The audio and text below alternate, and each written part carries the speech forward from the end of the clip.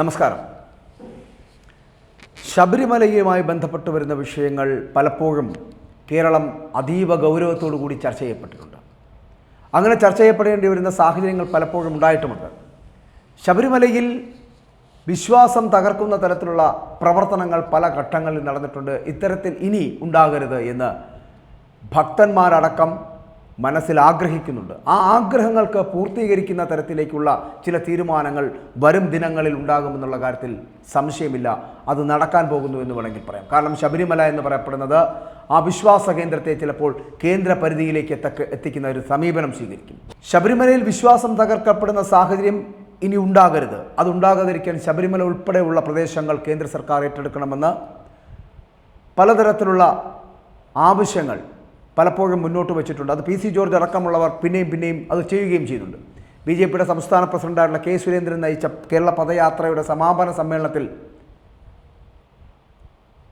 ഈ P C ജോർജിൻ്റെ Janapaksham party ബി.ജെ.പിയിൽ ലയിക്കുന്ന ഒരു സംവിധാനമുണ്ടായിരുന്നു. ആ ലയനശേഷം ബി.ജെ.പിയോടൊപ്പം ചേർന്ന് നിൽക്കുന്ന പി സി ജോർജ് പറഞ്ഞത് നാസ്തികരുടെ കയ്യിലാണ് ഇപ്പോൾ കാര്യങ്ങളെന്നും അവർ വീണ്ടും വിശ്വാസങ്ങളെ തകർക്കാൻ വേണ്ടിയിട്ടുള്ള ഓരോ കളികളുമായിട്ട് രംഗത്തെത്തിയിരിക്കുകയാണ് എന്നും അതുകൊണ്ട് തന്നെ ഉടുവസ്ത്രം പോലും ഇല്ലാത്ത സ്ത്രീകളെ കയറ്റാൻ വീണ്ടും ശ്രമമുണ്ടാകുന്നു എന്നും അതിനാൽ ശബരിമല എന്ന് പറയപ്പെടുന്ന പരിപാവനമായ സ്ഥലത്തെ സംരക്ഷിക്കുവാൻ കേന്ദ്ര സർക്കാർ അത് ഏറ്റെടുത്ത് മുന്നോട്ട് പോകണമെന്ന ആവശ്യം ഉന്നയിക്കപ്പെടുകയും ചെയ്യുന്നുണ്ട് പി സി ജോർജ് അടക്കമുള്ളവർ.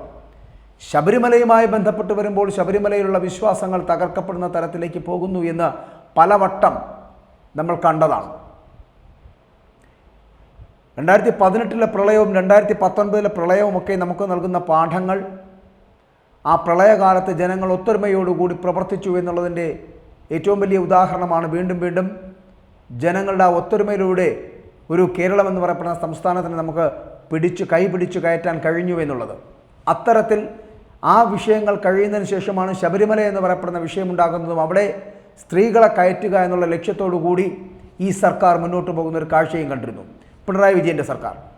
പക്ഷെ അന്ന് കേരളത്തെ ഒത്തൊരുമയോടുകൂടി കയ്യിലേറ്റിയ അതേ ജനത്തെ ഇങ്ങനെ ഭിന്നിപ്പിക്കുവാനുള്ള ഒരു ശ്രമം നടന്നില്ലേ എന്നൊരു ചോദ്യമുണ്ടാകും.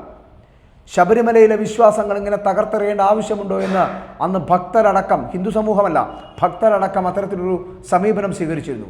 അവരുടെ മനസ്സിലെ വലിയ പോറലായിരുന്നു, വലിയ വേദനയായിരുന്നു സ്ത്രീകളെ ശബരിമലയിലേക്ക് കയറ്റിയത് എന്ന് പറയപ്പെടുന്നത്. പി സി ജോർജിൻ്റെ ഭാഷയിൽ പറഞ്ഞാൽ ഉടുവസ്ത്രം പോലും അണിയാൻ താല്പര്യമില്ലാത്ത സ്ത്രീകളെ അതിനകത്തേക്ക് കയറ്റേണ്ടി വരുന്ന ഒരു സാഹചര്യം ഇനി സൃഷ്ടിക്കപ്പെടരുത്, ഇനി ഉണ്ടാകരുത്.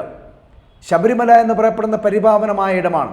ഭക്തരുടെ പരിപാവനമായ ഇടമെന്ന് സങ്കല്പിക്കപ്പെടുന്ന ശബരിമലയിലേക്ക് ഇനി അവിശ്വാസികളെ കയറ്റുന്ന ഒരു സമീപനം സ്വീകരിക്കാൻ സർക്കാർ ശ്രമിച്ചാൽ ആ സർക്കാരിനെ വീണ്ടും ഈ സമൂഹം സ്വീകരിക്കുമെന്ന് കരുതുന്നുണ്ട് എങ്കിൽ പിണറായി വിജയൻ്റെ സർക്കാരും പിണറായി വിജയനും അറബിക്കടലിലേക്ക് പോകുന്ന സാഹചര്യം ഉണ്ടാകുമെന്നുള്ള കാര്യത്തിൽ സംശയമില്ല. കാരണം ശബരിമലയെ തകർക്കുവാനുള്ള ശ്രമം നടത്തുന്നത് ഭക്തരോടുള്ള വിരോധമാണ്, അല്ലാതെ ഒരു മതത്തോടോ ഒരു പാർട്ടിയോടോ ഉള്ള ഒരു സമീപനമായിട്ട് കരുതാൻ കഴിയില്ല. പക്ഷേ ഭക്തസമൂഹം, ആ ഭക്തർ ഏത് തരത്തിലാണോ ശബരിമലയെ വിശ്വസിക്കുന്നത് ആ വിശ്വാസത്തിൻ്റെ പുറത്ത് മാത്രമാണ് ആ ശബരിമലയിലേക്ക് ഇങ്ങനെ ഭക്തലക്ഷങ്ങൾ ഒഴുകിയെത്തുന്നത്. അവരുടെ മനസ്സിനെ തകർക്കുന്ന, അവരുടെ മനസ്സിലെ സങ്കല്പങ്ങളെ തകർക്കുന്ന തരത്തിലുള്ള, വിശ്വാസങ്ങളെ തകർക്കുന്ന തരത്തിലുള്ള പ്രവർത്തനങ്ങൾ എന്തിനു വേണ്ടിയിട്ടാണ് ഒരു സർക്കാർ ചെയ്യുന്നത്? ശബരിമലയിൽ നിന്ന് ലഭിക്കുന്ന പണം, അവിടെ നിന്ന് ലഭിക്കുന്ന ആ പണം കോടിക്കണക്കിന് രൂപ അതിനെ ഉപയോഗിച്ച് തിരുവിതാംകൂർ ദേവസ്വം ബോർഡുമായി ബന്ധപ്പെട്ട് വരുന്ന വിഷയങ്ങൾ അല്ലെങ്കിൽ ദേവസ്വം ബോർഡുമായി ബന്ധപ്പെട്ട് വരുന്ന വിഷയങ്ങൾ കൈകാര്യം ചെയ്യുകയും ആ പണം സർക്കാർ ഉപയോഗിക്കുകയും ചെയ്യുന്നുണ്ട്.